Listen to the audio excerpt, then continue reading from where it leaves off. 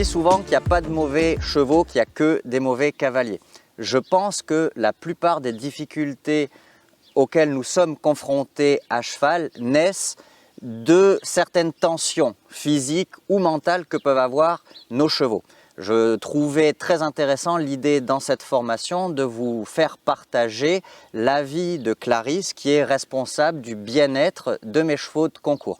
Donc Clarisse, bonjour, merci d'être là. Est-ce que tu veux bien présenter ton travail et ensuite qu'on aborde ensemble les difficultés auxquelles les chevaux peuvent être confrontés avec leur corps ou avec leur mental? Oui, alors je vais même compléter ce que tu disais. Donc il n'y a pas de mauvais chevaux, il y a des mauvais cavaliers, mais il y a aussi des chevaux incompris. Moi, c'est ce que je retrouve dans mon travail. Donc moi, qui je suis, donc comme tu disais, je suis Clarisse, je suis praticienne méthode Masterson. On n'est pas beaucoup en France, je suis la 10e praticienne certifiée. Et ce qui me plaît beaucoup avec la méthode Masterson, c'est que c'est une méthode qui regarde vraiment le cheval dans son ensemble pour l'aider à relâcher ses tensions en le rendant acteur. Donc c'est vraiment une méthode qui est douce, qui est basée sur la patience, l'observation du cheval et la compréhension de son langage corporel pour repérer les zones de tension et l'aider lui-même à relâcher. Et donc c'est vrai qu'effectivement dans mon travail, je rencontre beaucoup de chevaux de tout âge, toute discipline, qui vont avoir des tensions et ces tensions peuvent avoir différentes origines. D'accord. Est-ce que, moi, ce qui m'a frappé la première fois qu'on s'est rencontrés, c'est que finalement, ta méthode de travail, c'est pas du massage, c'est pas de l'ostéopathie. Est-ce qu'on peut dire que c'est une certaine manière d'aider les chevaux à apprendre à se relâcher d'eux-mêmes? Et dans ce cas-là, ça rejoint totalement ma philosophie à cheval, où je cherche à ce que les chevaux comprennent où est leur confort physique pour aller toucher une décontraction mentale. Donc effectivement, c'est la particularité de la méthode Masterson, c'est qu'on n'est pas du tout sur de l'ostéopathie ou du massage, on n'utilise pas la main comme outil finalement pour détendre le cheval. Le but c'est vraiment d'utiliser le toucher ou de proposer des mouvements au cheval en état relâché pour lui faire prendre conscience nerveusement des zones de son corps et l'aider lui-même à relâcher ses tensions. Donc le rôle du praticien c'est vraiment d'observer le cheval, de comprendre les signes corporels qui vont montrer qu'il y a des tensions ou des relâchements et d'accompagner le cheval lui-même vers son propre relâchement. Donc on a plus un rôle de guide pour faire prendre conscience au cheval qu'il peut devenir acteur de son relâchement et se libérer lui-même de ses tensions. D'accord, et c'est finalement exactement ça qui nous permet de combiner notre travail qui est différent avec une philosophie commune finalement. Et pour en revenir au sujet, donc tu sais que je travaille sur une formation qui est vraiment orientée dans le calme, le contrôle et la décontraction des chevaux à l'obstacle, parce que déjà tu sais que moi c'est ce qui me plaît quand moi-même je pratique et je concours notamment. Je me suis rendu compte moi d'expérience que beaucoup des chevaux qui présentaient des comportements comme le cheval qui charge, comme le cheval qui accélère, le cheval qui fuit devant ou derrière l'obstacle, étaient la plupart du temps des chevaux qui avaient des tensions ou des douleurs physiques. Est-ce que toi tu peux ressentir ça aussi et finalement trouver soit en fait, ce comportement est une source de crispation ou au contraire, ces crispations engendrent ce comportement-là? Donc effectivement, ce sont des choses qu'on va retrouver chez les chevaux. Et comme je disais tout à l'heure, il y a vraiment des chevaux incompris dans le sens où un cheval qui exprime un comportement, il ne l'exprime jamais pour rien. Il faut savoir qu'on est quand même assez différents, les chevaux et nous. Le cheval reste une proie, donc par instinct, il va masquer ses tensions. Il n'a pas d'intérêt à dire qu'il a mal, ni à montrer qu'il a des douleurs ou des inconforts. Donc le cheval va beaucoup prendre sur lui, il va continuer de travailler malgré tout, jusqu'à développer des comportements qui vont être un peu ce que j'appelle les signaux d'alarme, pour faire comprendre à son cavalier que oui, il y a des choses qui sont inconfortables, il va quand même faire son travail, mais le travail va devenir moins agréable, et pour le cheval et pour le cavalier. Donc comme tu dis, on va retrouver des symptômes, par exemple un cheval qui va avoir des difficultés à changer de pied, qui va charger avant ou après l'obstacle, qui va ruer, cabrer, refuser. Beaucoup de comportements de ce type qu'on pourrait catégoriser dans c'est un mauvais cheval ou c'est un cheval qui se moque de nous, alors qu'en réalité c'est juste un cheval qui essaye d'exprimer un message et qui potentiellement peut être effectivement une cause physique. D'accord, donc finalement ça sous-entend que c'est peut-être pas initialement la faute du cavalier ou de la méthode de travail utilisée. Les tensions peuvent aussi arriver de manière entre guillemets naturelle. Un cheval qui fait l'andouille au paddock, qui se coince un petit peu dans le box ou au pré en se roulant. Mais pour toi, si à partir du moment où il a une tension jusqu'au moment où il la manifeste, c'est qu'à un moment donné, on n'a pas été, nous, assez à l'écoute, on n'a pas eu assez de tact pour déceler cela jusqu'au jour où il ne peut plus faire autrement que nous le montrer finalement. Oui, exactement. Et comme tu dis, les tensions peuvent avoir différentes origines. Il n'y a pas forcément un impact cavalier à tous les coups. Les chevaux, comme nous, vont avoir des tensions de par leur asymétrie naturelle. On est droitier ou gaucher, les chevaux, c'est exactement pareil. Rien que par ça, ils vont développer des tensions et compensations qui vont être inégales. Ils peuvent effectivement avoir des événements traumatisants, que ce soit au travail ou dans leur vie, au pré par exemple. Ils peuvent avoir des soucis d'équipement, une selle qui va être mal adaptée, un bridon mal adapté, un mors mal adapté, des soucis par rapport aux pieds, aux dents, et toutes ces choses vont finalement créer des inconforts chez le cheval, des tensions qui vont devenir des compensations. Et effectivement, c'est vraiment important de savoir observer son cheval et surtout l'écouter et ne pas l'enfermer justement dans des comportements ou des allures qu'on voudrait obtenir juste parce que nous le voulons.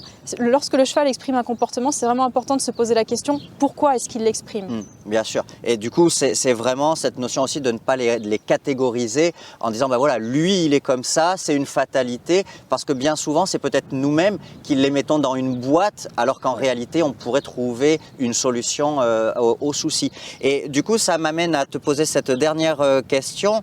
Donc tu sais que nous avons régulièrement de nouveaux chevaux à l'écurie ou des clients qui viennent ici. Certains, tu as eu leurs chevaux. On a réussi à supprimer la douleur en tant que douleur physique par exemple, alors soit par l'intervention de toi-même, soit par l'ostéopathe ou effectivement ou le vétérinaire. On a réussi à mettre le travail dans le bon sens pour préserver d'un retour de la douleur. Donc on va dire qu'un jour le cheval ne ressent plus cette douleur et pour autant le comportement perdure. Est-ce que pour toi, le cheval a, un peu comme nous finalement, un souvenir de la douleur qui parfois met plus de temps à être effacé que la douleur en tant que telle? Oui, alors je vais revenir aussi sur ce que tu disais, c'est vraiment important d'avoir une vision collective justement quand on est face à des chevaux qui expriment des comportements, qui manifestent justement des tensions. C'est important de travailler en équipe pour vraiment comprendre d'où vient la douleur, la tension, la supprimer lorsqu'elle est présente. Et effectivement, comme tu dis, il y a tout un travail après finalement, une fois qu'on a retiré la cause physique, pour rééduquer finalement le cheval. En fait, il faut se dire que lorsqu'ils travaillent dans ces conditions, ils vont s'adapter d'un point de vue musculaire, mais aussi d'un point de vue nerveux, parce que finalement, ce qui se passe derrière les muscles, etc., c'est toujours le cerveau, le système nerveux qui vient contrôler tout ça.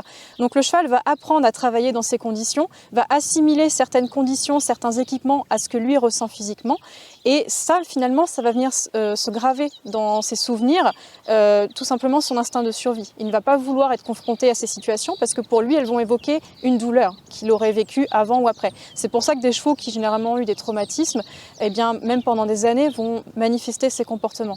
Donc c'est effectivement primordial, lorsque la cause physique a été identifiée et supprimée, d'accompagner le cheval avec beaucoup de patience, beaucoup de tact, pour finalement retourner aux bases, tout simplement. Refaire prendre conscience au cheval qu'il va pouvoir faire un travail qui va lui être agréable et non plus désagréable comme ce l'était avant.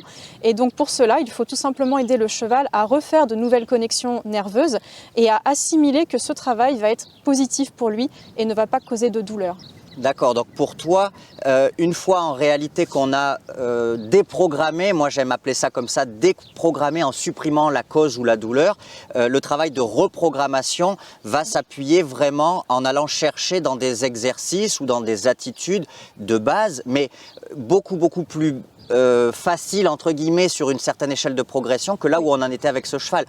Moi j'ai parfois le sentiment que quand on est confronté à un nouvel échec avec un cheval ou qu'on n'arrive pas à gommer ce comportement, c'est parce que souvent on n'a pas réussi à accepter l'idée d'aller beaucoup plus bas en fait dans le niveau d'exigence et que le cheval se remémore un petit peu la douleur.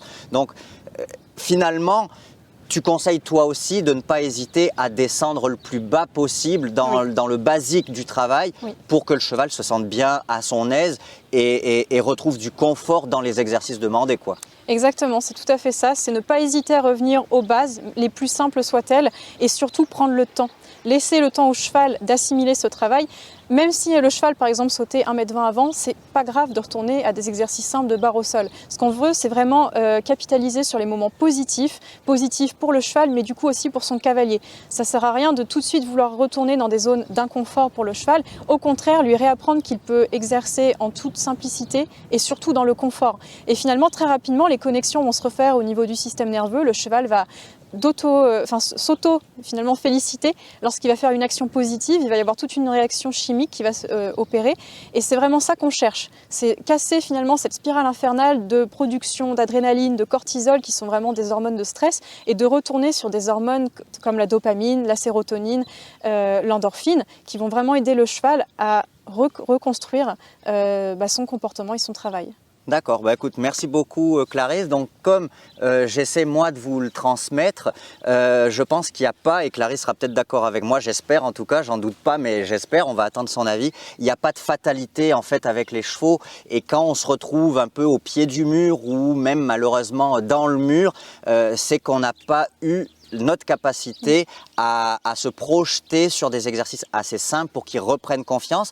Et peut-être qu'un cheval qui a eu un souci ou une inquiétude sur 1,20 m, l'exemple que tu disais, c'est peut-être un cheval qui aura du mal à repartir sans douleur ou sans hésitation un jour sur 1,20 m, mais qui pourrait être un cheval à nouveau à son aise et fantastique sur 1 mètre. Et finalement, c'est bien souvent peut-être un peu trop d'envie, d'ambition, d'orgueil peut-être du cavalier qui fait qu'on va dire, ben voilà, lui il est planté parce qu'il veut plus sauter 1,20 m alors qu'il serait génial sur 1 mètre. Il faut peut-être parfois revoir un peu nos exigences à la baisse. Mais c'est pas une fatalité, il faut vraiment reprendre un certain protocole, et je pense, pour en avoir discuté avec toi, que les exercices dans la suite logique de progression qu'on a mis en place sont tout à fait une base solide pour se dire que le cheval va être capable à un moment donné de nous montrer que là on va trop vite, ou au contraire de dire ok, les étapes elles se passent toujours dans la décontraction et dans la facilité, on peut aller à l'exercice d'après et ainsi de suite. Oui, c'est exactement ça, et j'aime aussi dire qu'on ne perd jamais de temps finalement à en prendre. Parfois c'est important d'oublier finalement qu'on a un emploi du temps et aussi des objectifs, parce que les chevaux ne les ont pas en fait. Ce sont vraiment des choses que nous on se met en tant que bipèdes, mais c'est important de prendre le temps d'observer son cheval, l'écouter et d'aller à leur rythme. Et vraiment en faisant ça, même si ça nous demande beaucoup de travail sur nous, on est généralement gagnant, puisque déjà le cheval prend conscience aussi qu'on est à son écoute, qu'on va être là pour lui, pour travailler pour lui et pas seulement pour nous, nos objectifs. Et donc je suis tout à fait d'accord avec toi, l'important c'est de vérifier que les bases soient acquises et de progressivement améliorer les exercices, aller toujours plus loin, en vérifiant que le cheval soit relâché et soit content finalement de faire son travail. C'est ça le plus important, et à partir du moment où le cheval prend plaisir, le cavalier prendra plaisir aussi. Oui, bien sûr, et là-dessus, je te rejoins totalement quand tu dis que l'objectif premier, c'est pas sauter 1,20 m ou 1,30 m ou 1,50 m. L'objectif premier, c'est se faire plaisir avec un cheval qui est le plus heureux possible à faire ce qu'on lui demande. Si c'est fait dans la douleur, de toute manière, ça tiendra pas très longtemps. Et je pense qu'on peut avoir parfois malheureusement le tort d'inverser les objectifs, et que du coup sauter 1,20 m, ça prend le dessus sur se faire plaisir, et c'est là où on va à de la tension, à un entraînement qui est peut-être pas adapté, trop vite, trop fort, trop intense, et du coup les chevaux, eux, ça rentre pas dans leur ligne de compte que sauter 1,20 m c'est un objectif. Écoute Clarisse, je te remercie énormément de ta participation à cette vidéo. Comme on vous le dit, il n'y a pas de fatalité avec vos chevaux ou avec votre cheval. Si vous avez l'impression d'être un petit peu au pied du mur, n'hésitez pas à revenir en arrière, à reprendre des exercices de base, puisque la priorité absolue c'est que les choses soient faciles et pas réussir difficilement des choses compliquées, mais au contraire réussir avec beaucoup d'aisance et de facilité des choses simples qui vont nous emmener dans la facilité à des choses un petit peu plus complexes, parce que le cheval sera toujours ok d'aller un petit peu plus. Je pense pas qu'il y ait de chevaux qui ne veuillent pas jouer le jeu, il y a que des chevaux à qui on demande de jouer un jeu plus vite qui ne sont capables de le faire. Tout à fait. Merci beaucoup Clarisse. Merci à toi Simon.